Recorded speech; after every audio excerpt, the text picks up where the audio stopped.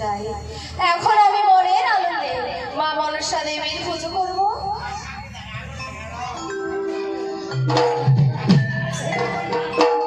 ভগবান তুমি কোথায় আছো মা? এই অভাগী তোমার পুজো করছে।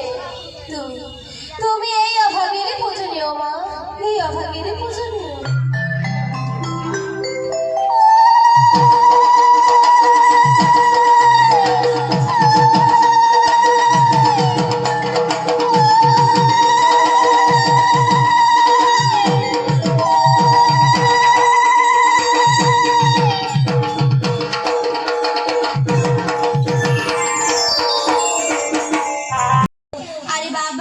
সামনে তো সরোবর, সেই সরোবর থেকে তুমি জল খেয়ে নিতে পারো না? তোমার ভরা কলসের জল আর সেই সরোবরের জল যদি এক হতো তাহলে কি আমি তোমার এই ভরা কলসের জল খেতে চাইতাম? ও তাহলে তুমি আমার এই ভরা কলসের জল খেতে চাও? হ্যাঁ সুন্দরী। বেশ, আমি তাহলে তোমাকে কেন খাবো না? তুমি এসো আর বসো, আমি তোমার সুস্থির করে ঢেলে দিচ্ছি, তুমি শুধু ঢক ঢক করে খাও। তাই? হ্যাঁ। তুমি আমার সত্যি জল খাবে? হ্যাঁ খাও। বেশ তাহলে দাও সুন্দরী। আরে বাবা বসো।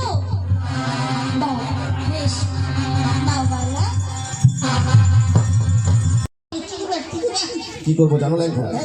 ওই 6 ঘন্টা লোহার গলায় তৈরি করে আনার পথে দেখবে আমার চন্দন কাষ্ঠের বাগানো রয়েছে। ওই চন্দন কাষ্ঠের বাগান থেকে তুমি শুকনো 3 মুষ্টি চন্দন কাষ্ঠ নিয়ে আসবে। তারপর কি হবে জানো? লেখা সেই কন্যাকে আমি পুত্রবধূ করে নিয়ে আসবো আমার সম্পর্কে রাজপ্রাসাদে। ওই কন্যাকে আমি পরীক্ষা করে নেবো।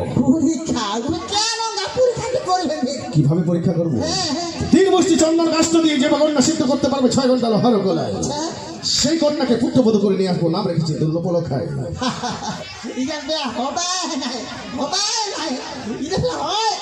আজকাল মেয়ের তো মোটর কানের একটা সিজন ভালো করে না, ভালো করে সিজন না আজ ঠান্ডা রেখেছে।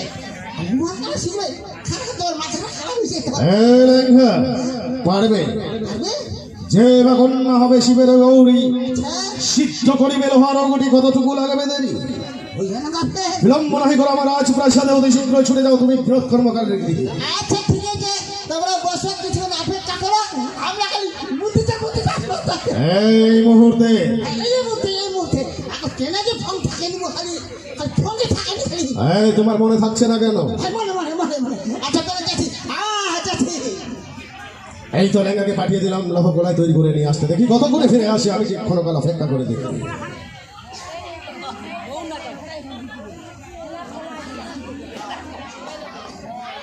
আমার সাথে কথা পুরো ঠিক আছে, কত আনন্দ, বড় বড় খাবার দেবে, মিষ্টি দিয়ে তাকে দিবেই, মিষ্টি তো বড় খাবে, যেন আমার আনন্দ করতে করতে যাবে,